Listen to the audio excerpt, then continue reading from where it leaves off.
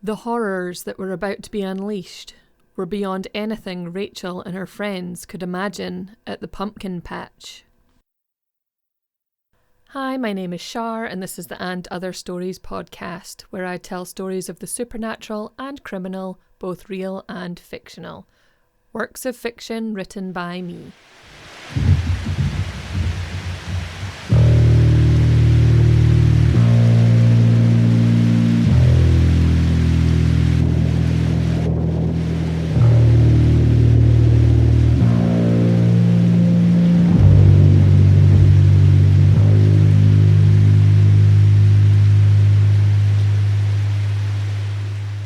Scarecrow. It was quite late in autumn for the pumpkin patch. Most of the fields would be picked clean. It wasn't about the pumpkin, though. She walked to the mirror and started smoothing her hair once more, tugging roughly at the red bow until it released and twisted to the ground, laying like a splash of blood on the cream carpet. It was far too childish. She had outgrown bows long ago, but her mother still insisted she wear one every day, as if saying she liked something when she was 6 meant that she would like it for her whole life. Her mother didn't even know where she was going today, and she certainly would not approve of who she was going with. But what she didn't know wouldn't hurt her. She would be at work all day, and would never know her daughter had even left the house. After one last look in the mirror and smooth of the hair, she ran down the stairs 2 at a time. Her hand was reaching for the front door when a raspy voice from the kitchen called her name. She froze in fear, thinking about how she could run.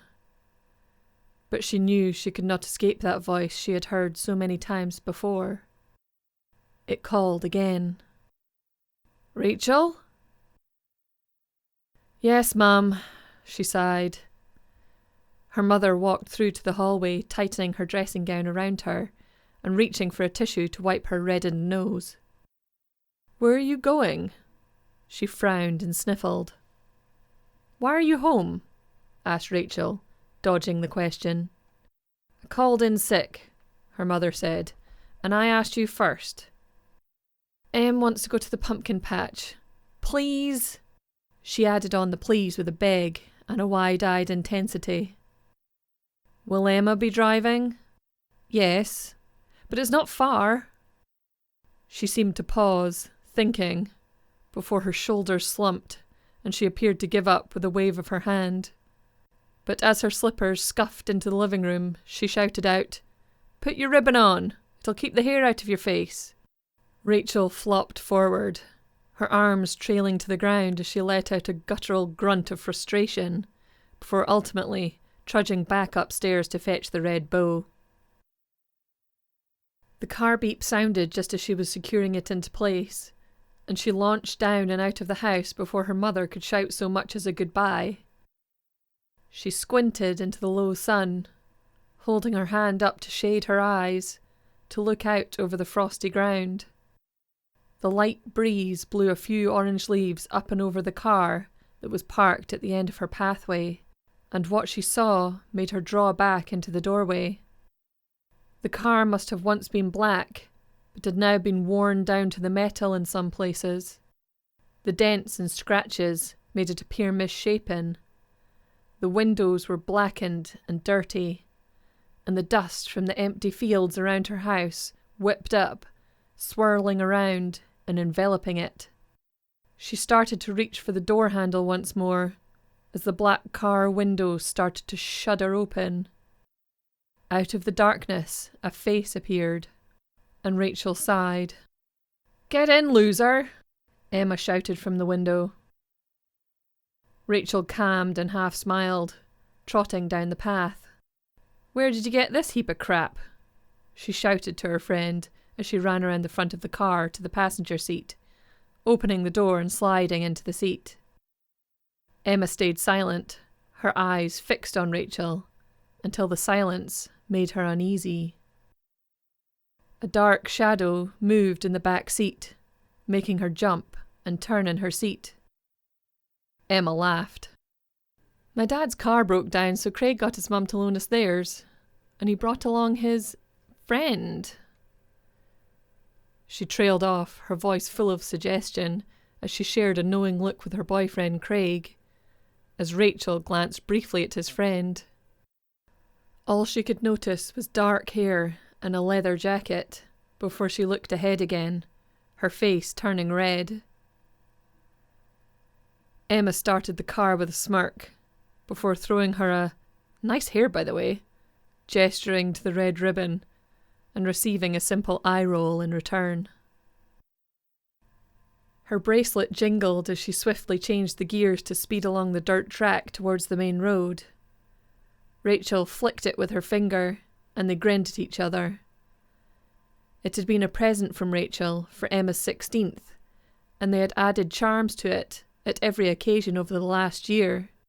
She wore it everywhere now. A sudden lurch from Craig made them both jump as he leaned forward and slapped the leather driver's seat. "So, how long to this place?" "It's not too far.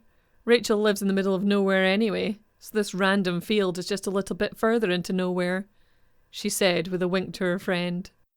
As she reached the end of the track and signalled left, the opposite direction from the way into town, and Rachel realised for the first time that she had no idea where this place is.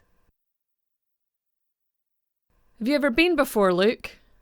Emma said, glancing a few times into the rearview mirror. He shuffled to the side and cleared his throat before saying, "No," in a deep voice that made Rachel feel like her breath caught, and she looked up into the mirror almost involuntarily. Ice blue eyes were staring back at hers, and they briefly locked before she had to look away, her heart hammering. Even looking out the window, she could sense Emma looking at her with a grin. "It'll probably just be some dump if it's anything to do with this town." Her fears were proved to be correct when they pulled into the site. There were only about 3 cars in the muddy stubble field they were using as a car park. The view was dull and bleak to the edge of the forest, which stood like a wall at the end of the field.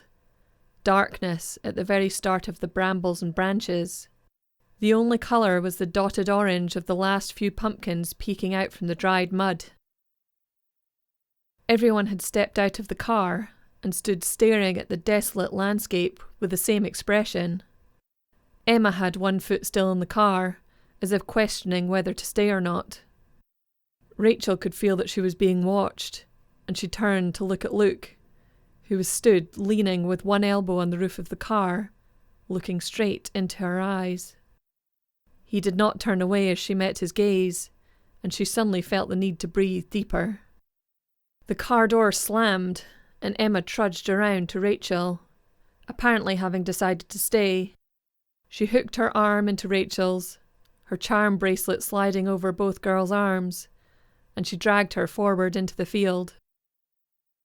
The gate hung off its hinges from the rotting wooden post that was once a fence, and a gruff-looking man stood beside it, looking off into the distance, one eye clouded and milky, and completely ignoring them. They paused for a moment, wondering if this was the owner that they would have to pay him entrance in some way, but he continued to ignore them as they walked past him and toward the wide open stretch where the pumpkins had been grown. It was a sad sight. The plants had all died and moulded, leaving brown and white slimy trails along the ground. The few pumpkins that were left had, on closer look, started to go soft, some hollowed and letting off a smell of rot. Craig stepped forward and kicked the nearest one, which exploded, scattering decomposing pumpkin flesh across the dirt. They each stood and turned around, looking at the disappointing pumpkin patch, except for Luke. He was facing away from the others, staring at the field next to this one. Rachel turned to look and saw walls of greying straw bales. A sign had been made out of an old piece of wood and propped up next to the opening in the fence. In roughly drawn capital letters, it simply said, "Straw Maze."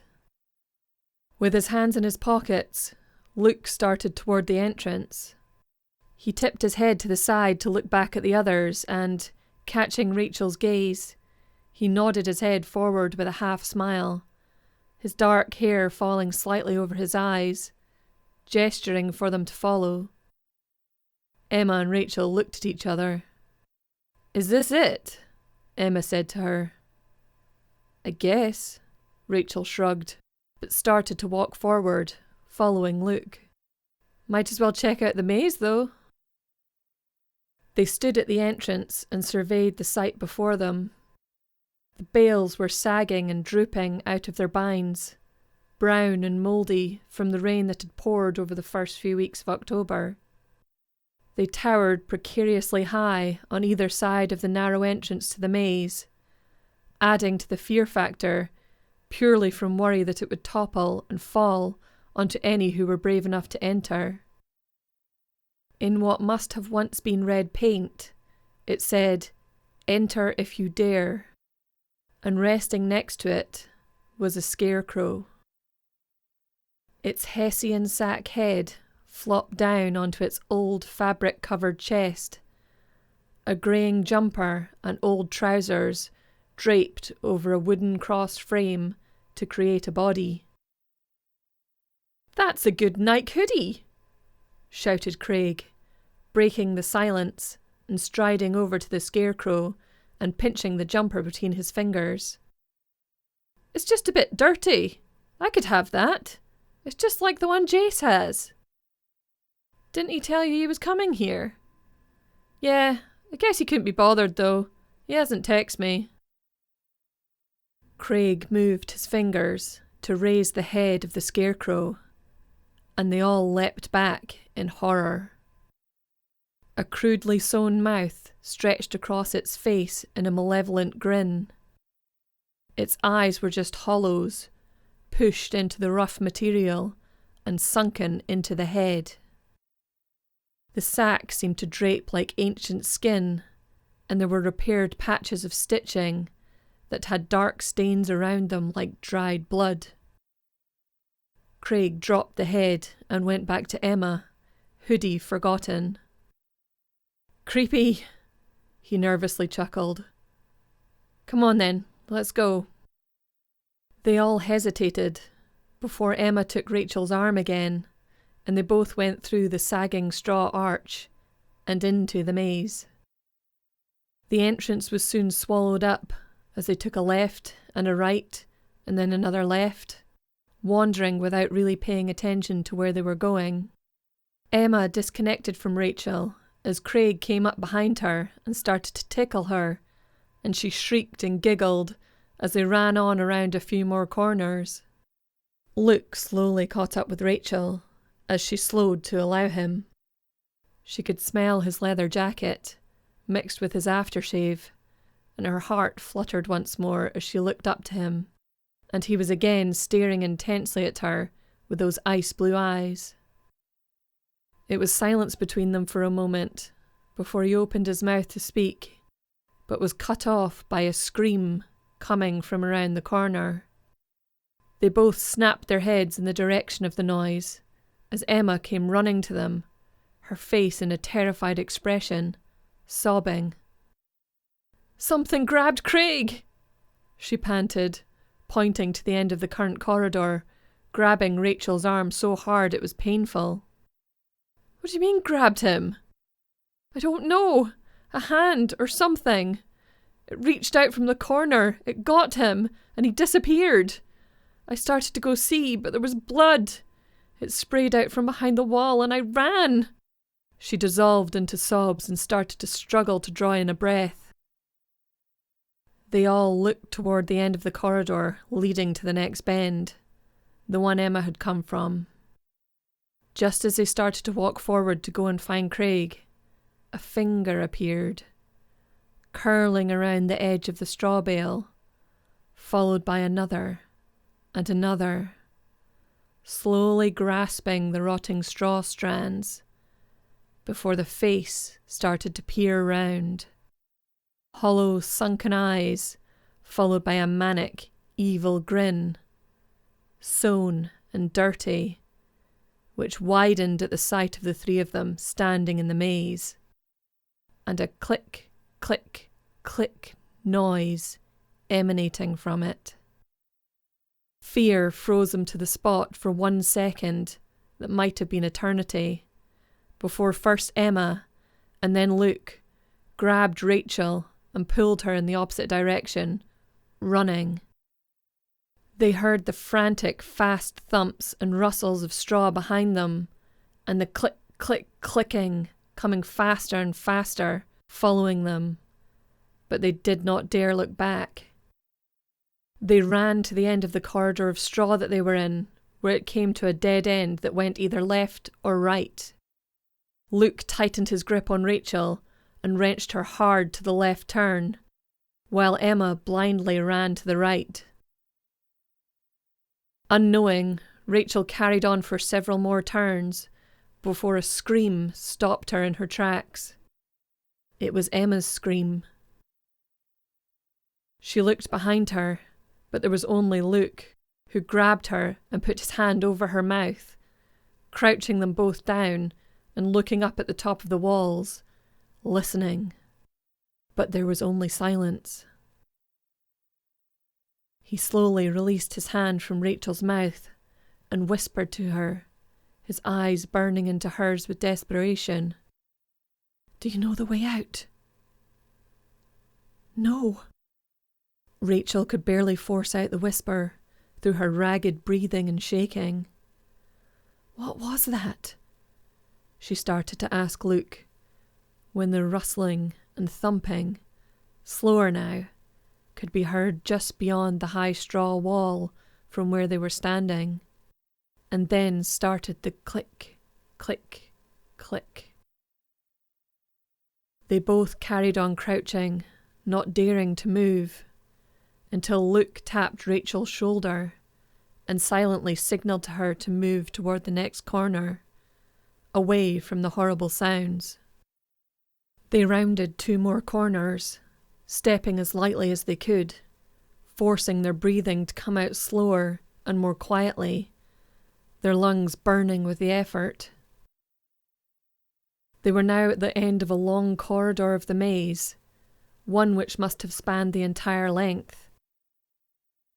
One of the walls was so high it bowed inwards, looking as though the bales would not stay put for long.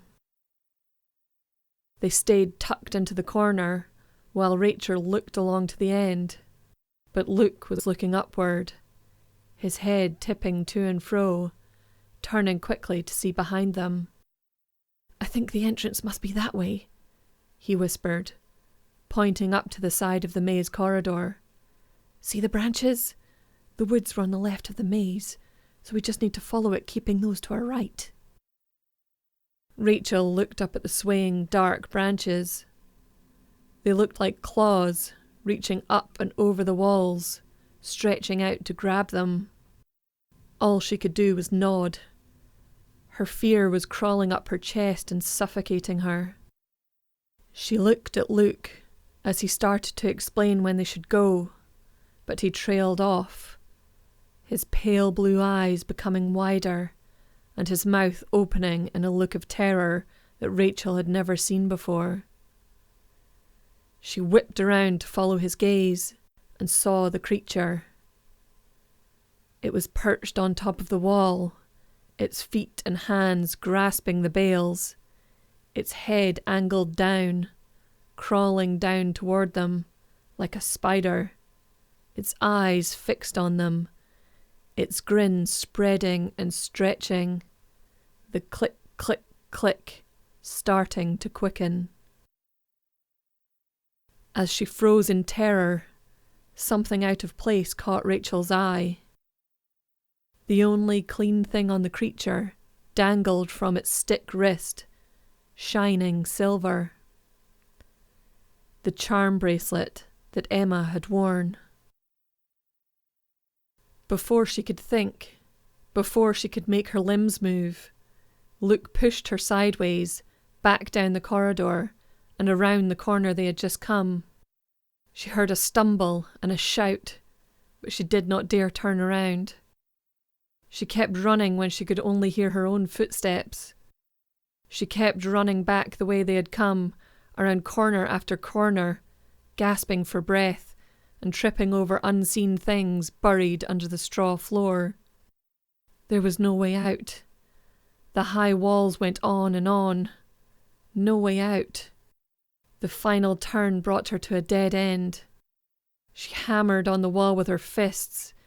Tears and screams exploded from her as she desperately tried to topple the rotting straw bales. And from behind her, she heard a click, click. Her head turned slowly as her breath came short and sharp, starting to cause her vision to fade in and out. As she watched the stick creature, its limbs jerking and twitching with every step, the grins spreading, and its eyes now pale. As it was almost upon her, she noticed the draping of its clothing and the old and battered leather jacket it wore.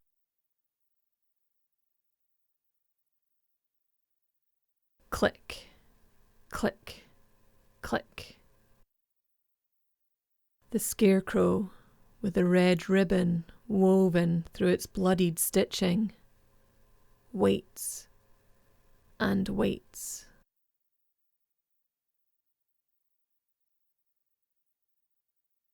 Thank you for listening. I hope you liked it. My name is Shar, and this is the And Other Stories podcast. See you next time.